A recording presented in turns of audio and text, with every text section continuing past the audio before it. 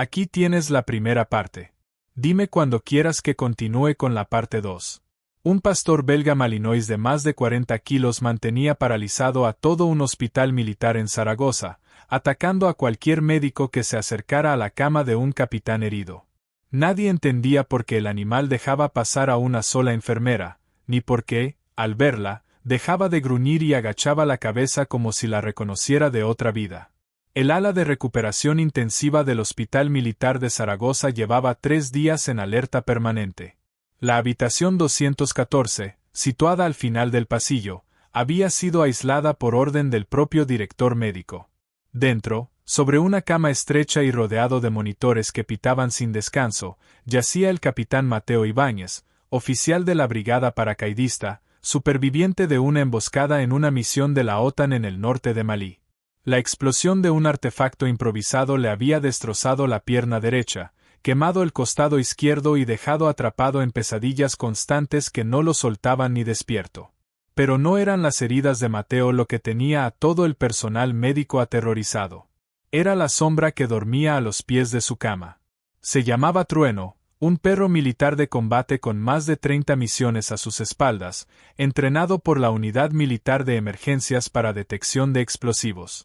Cuando evacuaron a Mateo del frente, Trueno se había negado a separarse de él con tal desesperación que el mando había autorizado, de forma extraordinaria, que el animal viajara junto a su manejador herido hasta España.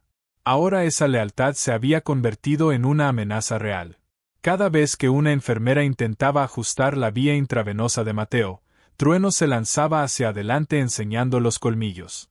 Cuando el doctor Villalba, jefe de traumatología, se acercó para revisar la pierna infectada del capitán, el perro lo arrinconó contra la pared con un gruñido que hizo temblar los cristales de la puerta. La dirección del hospital estaba al límite. No podían tratar a un paciente en estado crítico con un animal de 80 kilos custodiando la cama como si fuera territorio enemigo. El martes por la mañana, durante una reunión de urgencia, el doctor Villalba golpeó la mesa con la palma de la mano. «Ese animal tiene que salir de aquí ahora mismo», dijo, con el rostro pálido de agotamiento. «El capitán tiene la sangre infectada, los injertos de piel se están necrosando y si no entramos a limpiar esas heridas en las próximas horas va a entrar en shock séptico. Llamen a la unidad sinológica. Que lo saquen sedado si hace falta». Todos en la sala sabían que separar a Mateo de Trueno podía destruirlo por completo. En sus escasos momentos de lucidez, el capitán había sido claro. «Si se llevan a mi perro, no dejo que me toquen». Al fondo de la sala, en silencio, estaba sentada Alba Ferrer, una enfermera de 31 años recién trasladada al hospital hacía apenas 10 días. Callada, observadora, con una serenidad que no encajaba con el caos de la planta de traumatología, Alba tenía fama de ganarse a los pacientes más difíciles, aunque nunca hablaba de su propia vida. Cargaba una tristeza antigua que disimulaba trabajando el doble que cualquiera. «Doctor Villalba», dijo Alba de pronto, con una voz firme que cortó el murmullo de la sala. «Si sedan a ese perro por la fuerza, van a romper el único hilo que mantiene al capitán conectado a la realidad. Tiene estrés postraumático severo y una lesión cerebral. Ese animal es su ancla». El doctor la miró con una mezcla de irritación y cansancio. «Enfermera Ferrer, agradezco el diagnóstico psicológico, pero no tenemos tiempo. A menos que sepa cómo desarmar a un perro de asalto militar, voy a llamar a la unidad ahora mismo». «Denme 48 horas», pidió Alba, inclinándose hacia adelante. «Déjenme encargarme de su cuidado directo. Déjenme intentar llegar hasta el perro». El jefe de enfermería la miró como si hubiera perdido la razón. «Ferrer, ese animal casi le arranca los dedos a un residente ayer». «Lo sé», respondió ella, con el rostro inexpresivo, «pero entiendo a los perros de trabajo. Déjenme intentarlo». Nadie en aquella sala imaginaba que Alba Ferrer no solo entendía a los perros de trabajo. Ella conocía exactamente lo que llevaba escrito, en tinta desvanecida, el parche cosido al arnés de Trueno. Y estaba a punto de descubrir por qué aquel animal, entre todos los desconocidos del mundo, jamás la había mirado como a una amenaza. Durante las primeras 24 horas, Alba no intentó tocar a Mateo ni acercarse a Trueno. Sabía que forzar el contacto con un animal hipervigilante y traumatizado solo empeoraría todo. Arrastró una silla de madera hasta la esquina de la habitación 214, se sentó con una carpeta sobre las piernas y permaneció completamente inmóvil. No lo miraba a los ojos. No le hablaba. Simplemente existía en su espacio, dejando que el Malinois memorizara su olor, su respiración, la manera en que se movía. Trueno recorría la habitación sin descanso, las uñas golpeando el suelo como un reloj nervioso. Cada vez que Alba cambiaba de postura, el perro se colocaba entre ella y la cama, enseñando una fina línea de dientes blancos. Ella respiraba despacio, bajando su propio ritmo cardíaco a propósito, como le habían enseñado hacía años, en otra vida, en otro país. No estoy aquí para hacerle daño, susurró Alba sin mirarlo, dirigiendo la voz hacia el suelo. Sé que estás cumpliendo tu trabajo. Eres un buen chico, pero tu compañero está enfermo. Necesita ayuda. Mateo entraba y salía de la conciencia, murmurando órdenes tácticas incoherentes, nombres de compañeros, coordenadas de un desierto que ya no existía para nadie más que para él. Cada vez que gemía de dolor, Trueno saltaba a la cama, empujando el hocico contra la mejilla sana del capitán hasta que su respiración se calmaba. Alba observaba aquella devoción absoluta con un nudo en el pecho que no podía explicar del todo. Había algo profundamente familiar en el modo en que aquel perro se movía, en el arnés reforzado que llevaba, en el parche negro con una daga plateada cosido en el costado. Esa noche, tarde, cuando el pasillo por fin quedó en silencio, Alba trajo una bandeja con material médico y avanzó con movimientos lentos y predecibles. Dejó un trozo de carne cocida en un cuenco metálico y lo deslizó por el suelo con el pie. Trueno miró la comida, después a ella, sin moverse. No comió. Solo puso una pata sobre el cuenco, vigilándolo, sin apartar los ojos de la enfermera.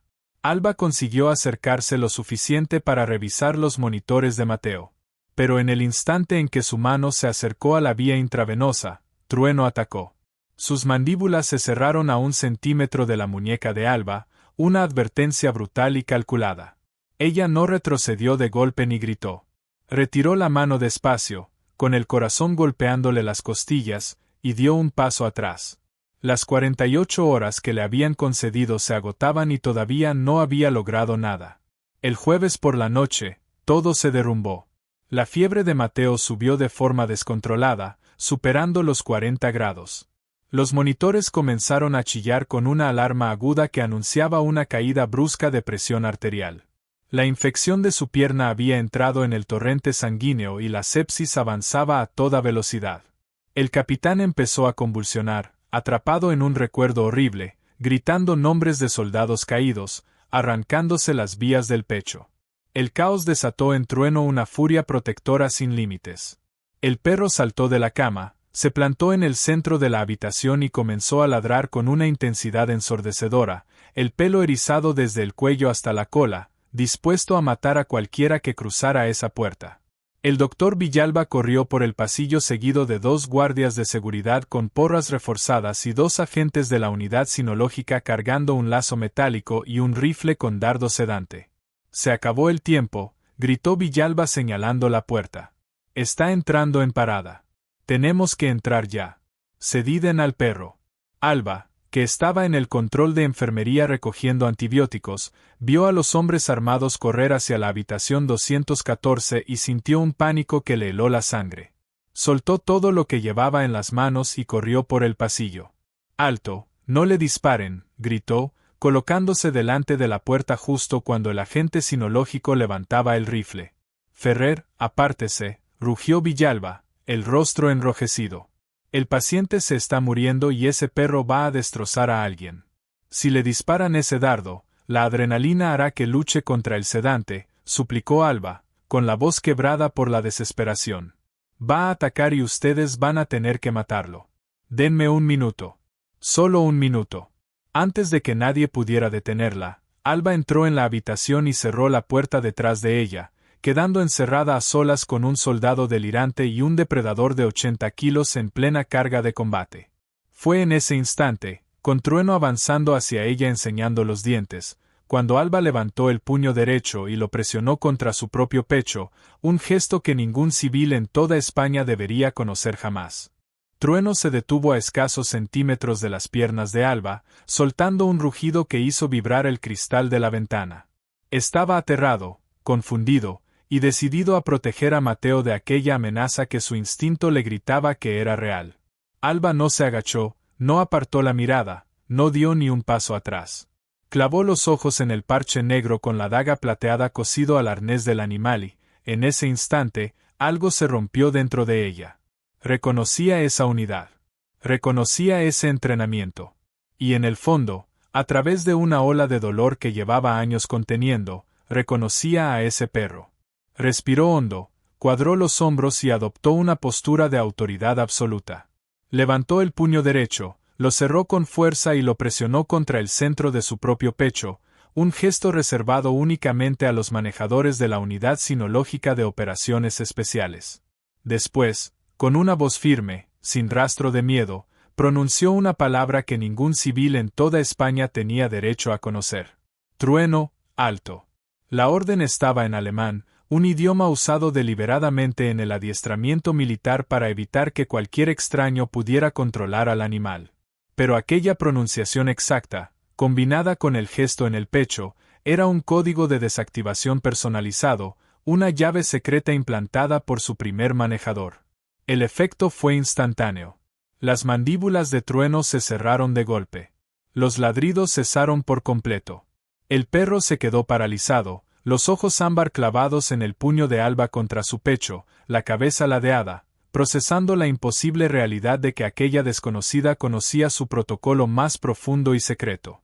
Trueno, quieto, repitió Alba, bajando la voz a un tono grave y sostenido, reforzando la orden de retirada. El animal soltó un gemido largo y tembloroso. Toda la agresividad se disolvió, sustituida por una sumisión absoluta. Se dejó caer sobre las patas traseras, apoyó la enorme cabeza entre las patas delanteras y clavó en Alba una mirada de confusión desesperada. Al otro lado del cristal, el doctor Villalba y el equipo de seguridad se quedaron paralizados, con la boca abierta, sin dar crédito a lo que veían. La bestia que había mantenido secuestrado a todo el hospital durante días yacía ahora en el suelo como un cachorro castigado. Alba se dejó caer de rodillas, deslizándose por el suelo hasta el animal, y lo abrazó por el cuello hundiendo el rostro en su pelaje. «Buen chico», susurró entre lágrimas que por fin le corrían por las mejillas. «Lo hiciste bien, lo hiciste muy bien. Ya lo tengo». El silencio repentino atravesó el delirio de Mateo. Sus movimientos violentos se calmaron. Sus ojos febriles y vidriosos se abrieron con esfuerzo, buscando el techo, después bajando lentamente hacia el suelo. Vio a su perro de guerra, siempre feroz, siempre protector, tumbado en paz junto a una enfermera desconocida vestida de azul. Mateo jadeó, con la voz reducida a un susurro ronco. «¿Cómo?», dijo, mirando a Alba como si hubiera visto un fantasma. «¿Cómo conoce esa palabra?». Solo Rubén conocía esa palabra. Alba se apartó despacio del perro y alzó la vista hacia el soldado destrozado en la cama, con las manos temblando mientras alcanzaba la vía desconectada. Los monitores seguían parpadeando en rojo, el peligro estaba lejos de haber terminado, pero la barrera invisible que había mantenido aquella habitación en guerra por fin se había roto. «Porque», dijo Alba, con la voz quebrada por una emoción que llevaba 3 años sepultando, «Rubén Castillo era mi marido». Los ojos de Mateo se abrieron de par en par, el monitor cardíaco a su lado disparándose violentamente ante la revelación. Intentó incorporarse, intentó hablar, pero su cuerpo lo traicionó y volvió a hundirse contra la almohada. Antes de que pudiera exigir una explicación, Alba ya se había girado hacia la puerta, abriéndola de una patada. «Doctor Villalba, está estable, entren ya». El equipo médico inundó la habitación cargado de jeringuillas, antibióticos y vendajes estériles. Por primera vez en semanas, Trueno no hizo ningún movimiento para atacar. Se quedó tumbado en el suelo, los ojos yendo de Mateo a Alba, confiando por fin en la mujer que sostenía el fantasma de su pasado, sin imaginar que aquella misma noche, entre los recuerdos rotos de Mateo, saldría a la luz un secreto que Rubén se había llevado a la tumba pensando que jamás sería descubierto. 72 horas después, la luz fluorescente de la unidad de cuidados intensivos zumbaba suavemente sobre la cama de Mateo, reemplazando el caos de alarmas de la noche anterior.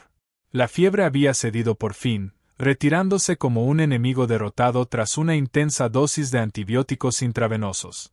En la esquina de la habitación, tumbado sobre una alfombrilla ortopédica, Trueno ya no era la sombra amenazante que había mantenido secuestrado al Hospital Militar de Zaragoza. Observaba a cada miembro del personal con atención, sin agresividad, esperando siempre la autorización silenciosa de Alba antes de moverse. A la mañana siguiente, Mateo abrió los ojos con una claridad que no había tenido en días. El delirio se había disipado, dejando al descubierto la cruda realidad de su cuerpo destrozado. Giró la cabeza despacio y encontró a Alba sentada junto a la cama, revisando sus constantes en una tableta. «Está despierto, capitán», dijo ella con voz serena, aunque cargada de una emoción contenida. Su temperatura ha vuelto a la normalidad. Mateo ignoró el parte médico. Sus ojos agotados, hundidos, se clavaron en el rostro de Alba, buscando el parecido con las fotografías que su compañero caído llevaba siempre dobladas dentro del casco. «Usted es Alba», susurró con la garganta seca. «La Alba de Rubén. La chica de las cartas». Alba dejó de escribir. Sus manos temblaron ligeramente y bajó la tableta hasta el regazo. «Sí», respondió en un hilo de voz. «Nos conocimos durante su instrucción canina en el Pardo, pero yo mantuve mi apellido de soltera cuando trabajo. Es más fácil evitar preguntas». Mateo soltó un suspiro largo y quebrado, cerrando los ojos mientras los recuerdos del valle donde todo terminó volvían a golpearlo. «Hablaba de usted todas las noches en el campamento. Decía que era la única razón por la que aguantaba. La quería más que a su propia vida». Las lágrimas se acumularon en los ojos de Alba, pero ella las contuvo. Necesitaba respuestas antes de derrumbarse. «Mateo, ¿cómo terminó Trueno con usted? Rubén era el manejador designado de la unidad especial, usted era jefe de escuadra de infantería. ¿Por qué le asignaron el perro después de...?» Se detuvo, tragando el nudo en la garganta. «Después de la emboscada». Mateo se incorporó a duras penas, haciendo una mueca de dolor cuando el metal quirúrgico de su fémur rozó el hueso todavía en recuperación. «No me lo asignaron», confesó con la voz cargada de culpa. Trueno se asignó a sí mismo. «Era una operación de reconocimiento en una zona montañosa», explicó Mateo, acariciando las orejas cicatrizadas del animal que había apoyado la cabeza junto a su mano. Rubén y Trueno iban en cabeza, rastreando explosivos. El perro marcó una señal y encontró la carga principal. Pero era una emboscada compleja. En el momento en que Trueno dio la alerta, activaron un segundo artefacto oculto en el muro. Yo ni siquiera lo vi. Rubén sí. Me empujó hacia atrás, me cubrió con su propio cuerpo justo cuando explotó. Absorbió toda la metralla. La onda expansiva lanzó a Trueno varios metros contra una zanja. Alba apretó el borde de la silla, los nudillos blancos. Cuando el polvo se asentó, estábamos bajo fuego pesado, continuó Mateo, con lágrimas abriéndose paso por su rostro pálido. Me arrastré hasta Rubén. Tenía la arteria femoral seccionada. No había nada que los médicos pudieran hacer. Se estaba muriendo delante de mí. Trueno salió de la zanja arrastrándose, sangrando por el hocico, y llegó hasta Rubén. No dejaba que nadie se le acercara. Rubén sabía que se iba. Me agarró del chaleco, me acercó y me transfirió el mando verbal. Me dio los códigos de desactivación de Trueno. Obligó al perro a aceptarme como su nuevo manejador. El toque en el pecho, la orden en alemán. Alba sintió que las piezas encajaban de golpe, el cuerpo entero temblando. Le dijo, «Llévate a mi chico a casa, Arti, no dejes que lo sacrifiquen», recordó Mateo. Después miró a Trueno, le dio la última orden de quedarse conmigo, y se fue. Un silencio pesado cayó sobre la habitación estéril. «Pero eso no explica la agresividad extrema de Trueno aquí en el hospital», dijo Alba, recuperando la compostura clínica. «Es un animal de operaciones especiales, incluso con estrés postraumático severo. Atacar al personal médico no es un comportamiento protector normal». Los ojos de Mateo se oscurecieron, una sombra de ansiedad profunda cruzando su rostro. No solo lo protegía a usted, Alba. Protegía un secreto. Mateo señaló débilmente hacia el arnés táctico que descansaba sobre la mesa metálica al otro lado de la habitación, la misma correa reforzada que Trueno llevaba el día de la emboscada, manchada con las marcas imborrables del combate. Tráigalo, pidió con urgencia repentina. Alba se levantó, cruzó la habitación y tomó el pesado chaleco entre las manos, sintiendo el olor a polvo, lona vieja y un rastro metálico que no supo nombrar. Lo llevó hasta la cama y lo colocó sobre el regazo de Mateo. Trueno se irguió de inmediato, las orejas hacia adelante, la mirada fija en el arnés, como si supiera exactamente lo que estaba a punto de suceder. Cuando el helicóptero de evacuación por fin aterrizó, yo entraba y salía de la conciencia por la conmoción, explicó Mateo, con los dedos recorriendo torpemente la gruesa costura del chaleco.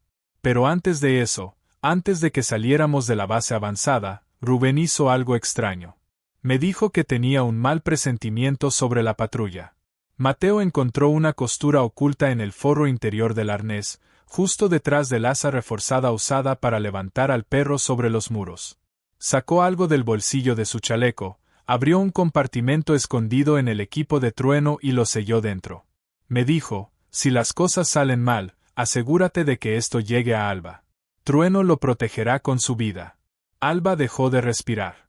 Se quedó mirando el grueso chaleco de nylon, la mente dando vueltas sin control. Cuando me alcanzó el segundo artefacto 3 meses después, el que me destrozó la pierna y me quemó el costado, la lesión cerebral me borró la memoria reciente, confesó Mateo, la voz temblando de vergüenza. Olvidé por completo el compartimento oculto. Olvidé la promesa de Rubén. Solo sabía que no podía dejar que se llevaran al perro. Miró a Trueno con los ojos llenos de lágrimas. Pero Trueno no lo olvidó. Los perros no procesan el tiempo como nosotros. Para él, la misión nunca terminó. Seguía cumpliendo la última orden de Rubén. Cuando el personal del hospital intentó quitarle el arnés para limpiarlo, luchó como una fiera porque creía que intentaban robarle la última posesión de Rubén, continuó Mateo, mirando a Alba con desesperación. Solo se rindió con usted porque reconoció su olor. Rubén dormía con una prenda suya en el catre. Trueno conocía su aroma. Cuando le dio el código de desactivación, entendió que por fin la había encontrado. Los dedos temblorosos de Mateo encontraron una diminuta cremallera negra oculta bajo una capa de velcro. La abrió despacio. Metiendo la mano en el forro impermeable, sacó un pequeño papel doblado, resistente al agua, quemado en los bordes y manchado de un tono óxido apenas visible. Se lo entregó a Alba. Misión cumplida, Rubén, susurró Mateo, las lágrimas cayendo libremente mientras un peso invisible y enorme se levantaba de su pecho. Las manos de Alba temblaban sin control al tomar el papel doblado. Retrocedió, hundiéndose en la pesada silla de madera, mientras la habitación entera parecía desvanecerse a su alrededor. Desdobló el papel con cuidado. Era una carta escrita a mano, con la letra apresurada y familiar de Rubén. Mi querida Alba, si estás leyendo esto, significa que mi suerte se acabó en este desierto de polvo. Siento mucho dejarte atrás. Quiero que sepas que en mis últimos momentos no tuve miedo, porque mi mente estaba llena de ti. Recordé el verano que fuimos a los picos de Europa, como te reíste cuando empezó a llover sobre la tienda. Ese es el recuerdo que me llevo a la oscuridad. Le dejo a Trueno con Mateo. Artie es un buen hombre, pero carga demasiado peso sobre los hombros. Va a necesitar a Trueno para sobrevivir a la culpa de haberme sobrevivido, y Trueno lo va a necesitar a él para sobrevivir a la pérdida. Pero sobre todo, envío a Trueno a buscarte a ti. No dejes que esta guerra te arrebate ese corazón tan bonito que tienes. Sigue salvando vidas. Sigue siendo la luz en los lugares oscuros. Te quiero más de lo que las palabras pueden contener. Para siempre tuyo, Rubén. Un sollozo desgarrado escapó de los labios de Alba. Apretó la carta contra su pecho, doblando el cuerpo hacia adelante mientras años de dolor contenido se rompían de golpe. Lloró con una intensidad que sacudió todo su cuerpo. Trueno soltó un gemido suave, se acercó y hundió la cabeza pesada en el regazo de Alba, lamiendo con cuidado las lágrimas que caían sobre sus manos. Su misión estaba completa. Había entregado el mensaje. Durante los siguientes 6 meses, la transformación en el Hospital Militar de Zaragoza fue extraordinaria. Libre del peso de una misión inconclusa, la recuperación de Mateo se aceleró de forma notable. Las infecciones desaparecieron, los injertos de piel sanaron por completo y comenzó una rehabilitación física intensa para volver a caminar. Alba permaneció a su lado como su enfermera principal, guiándolo a través de cada etapa del proceso. Construyeron un vínculo irrompible, forjado en el fuego compartido de la pérdida y la salvación mutua. En cuanto a Trueno, el feroz perro de combate se retiró oficialmente del servicio activo, cambiando su armadura táctica por un sencillo collar rojo. Pasó sus días recorriendo los pasillos del hospital, ya no como una bestia de guerra, sino como un perro de terapia certificado, apoyando su cabeza en el regazo de soldados heridos, cargando el legado de un manejador caído que entendió que el arma más poderosa en cualquier campo de batalla es el amor incondicional.